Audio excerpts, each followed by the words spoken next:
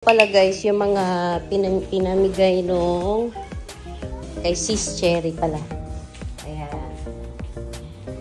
Siya lagi yung nagbibigay sa akin ng mga damit ng mga pambabae. Kaya ever since talaga, hindi talaga ako bumibili ng damit ni Elisha.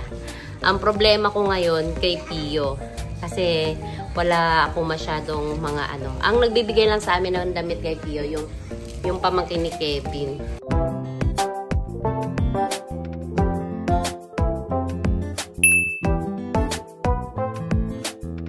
Kasi magkasunod lang sila ni Pio. So kung ano yung pinaglakihan nung pamangkin, nung anak ng pamangkin ni Kevin, yun yung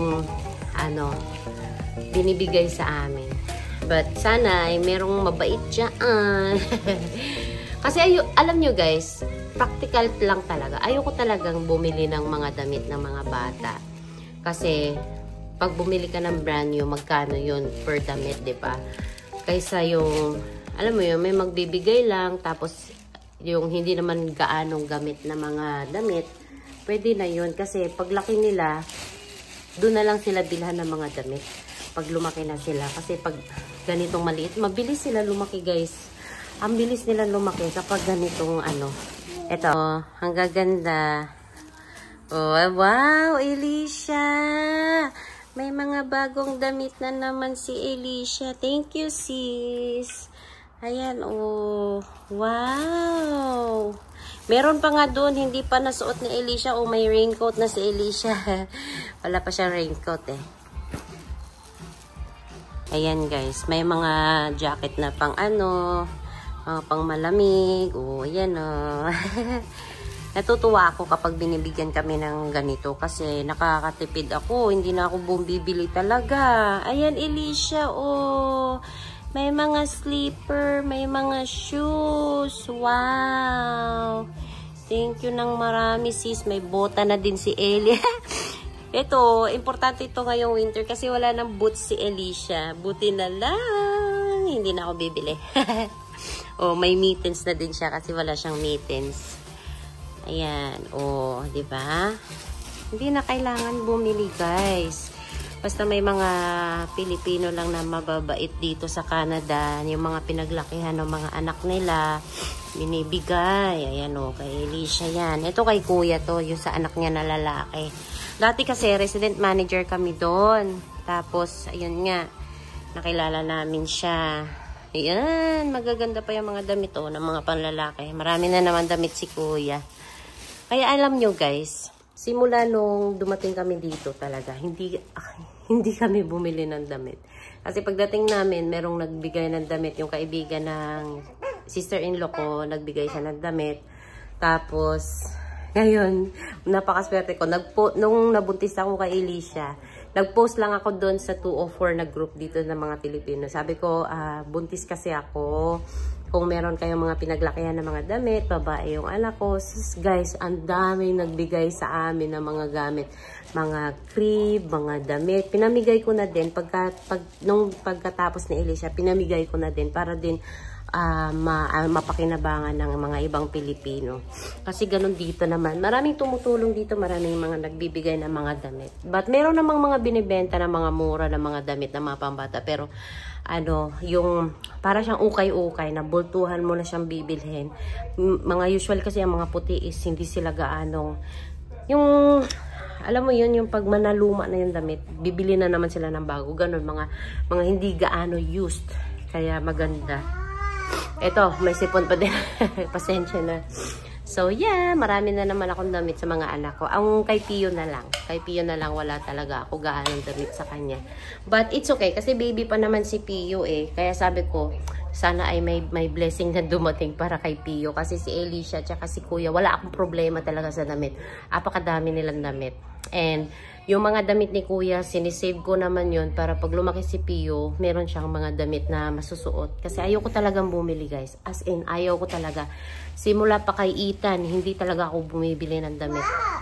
Kasi sa Philippines din dati, yung asawa ng pinsan ko, siya din yung nagbibigay sa akin ng damit dati. And, yeah. Ganon lang ang buhay. Diskarte lang para hindi tayo mapapagastos sa damit na mabilis mapagkalakihan ng mga bata. Thank you po! Thank you po sa damit! Sobrang nangangayayat na si Alicia kasi tinignan ko kanina yung ipin niya dito palabas na. Nakalabas na kaunti pero namumula siya sobrang sakit. Kaya kahit na pinakain ko siya kanina ng pancake, ayaw niya. No!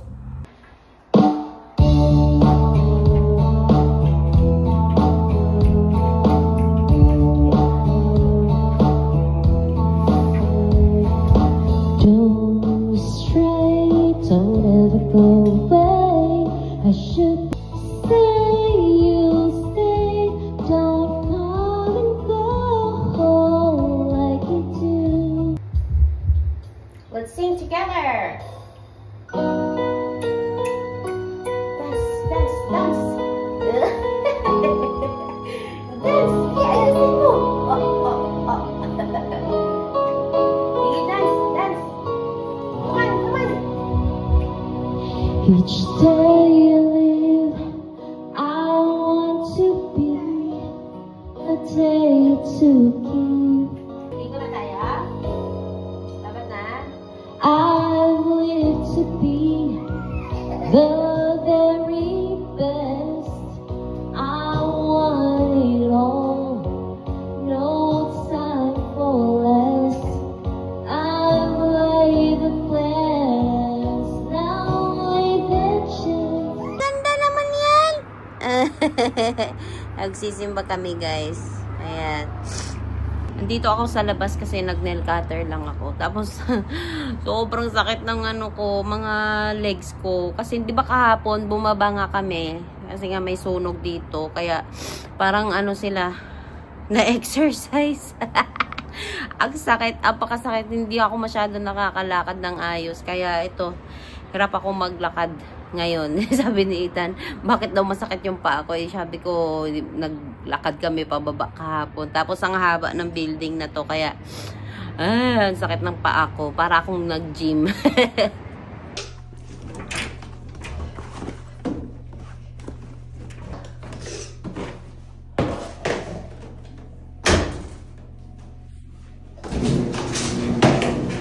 Naglaba pala ako guys.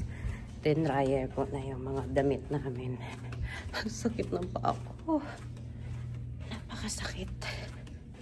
Ay,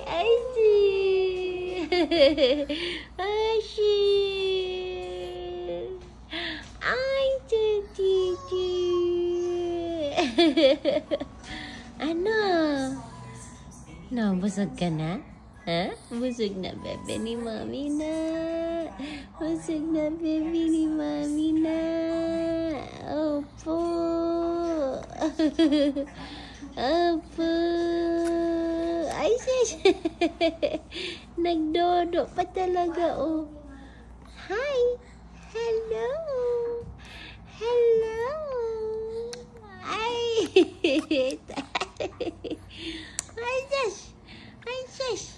Botsyog-botsyog lagi, no? Botsyog-botsyog na, Ha? I love you. Look at my princess. Look at my princess. Look at my princess. Lagi niya bit-bit teddy bear niya. Hindi nga. May batang in love ni Mami. Lingon na lingon ni Mami ni Pogi. Pogi. Naku, talaga. Oo. Napaka-pogi na bata. Bakit? So, linggo na pala ngayon guys. And, ngayon nga, pang umaga nga si Daddy. Kaya ang simba namin is alas 8. Merong simbahan dito na late yung mass, alas 8. Hindi kasi gaya ng Philippines dito sa Winnipeg na parang sa atin is merong mga alas 9 pa ng gabi. Madaming mass sa atin. Dito kasi is hindi oras-oras yung misa. So, meron lang ditong isang church talaga na meron silang pang alas 8. So, doon kami lagi nagsisimba kasi ang out ni Daddy is 7 p.m. So, pagka uwi niya, nagmamadali na kami, pupunta ka agad sa church kasi ayaw din namin malate sa simbahan. So, yeah, and then, tinitignan ko yung labas, napakausok pa din. Napakausok pa din ng paligid namin talaga, wildfire talaga lagi. And, iniisip ko, sana hindi naman maapektuhan kasi meron kaming camping ngayong August sa Ontario. So, hindi ko alam kung maapektuhan sa Ontario, pero sana naman ay wag. Wala na nangyari na sa'yo, nadumihan ka na, hindi pa tayo nakapagpunta ng church. Right, talaga naman, oo, bibihisan ko na naman siya. Bakit ganyan naman, anak? Kaya hindi magandang bihisan ka ng aga eh. Kasi madumi ka na kaagad. Hindi pa kami nakaalis, madumi na. Mamaya ko na lang siya bihisan ulit, guys. Maghanap ako ng papalit ko sa kanya ng damit. Kasi, ano oras na?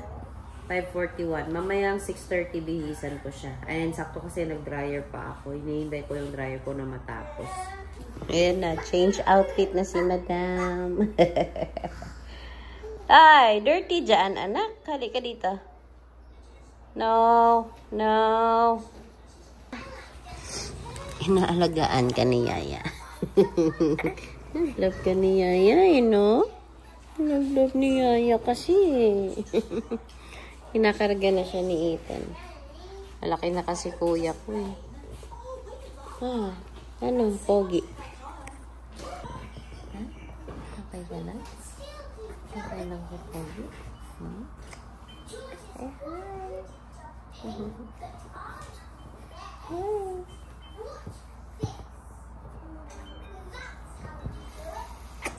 Ayan na guys. Tapos na yung nilaban ko. Nilaban ko din yung bag ni kuya kasi napakadumi. Kaya ito. And tutupuin ko lang bago si Daddy dumating. Para maayos ko na lahat yung mga damit. Ayoko kasi ng maraming tupiin kapag ayoko silang tinatambak. Kaya kapag katapos ko maglaba, tinutupi ko na sila lahat. This is down, this is down, this is down.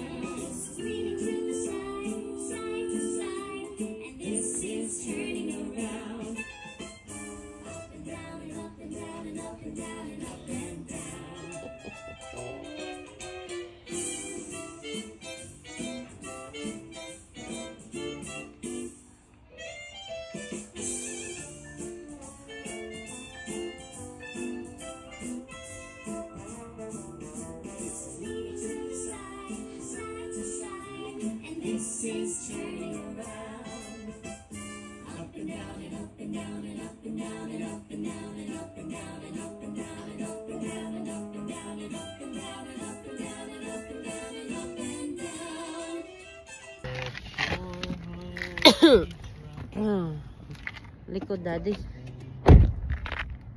Ayoko muna mag-car wash.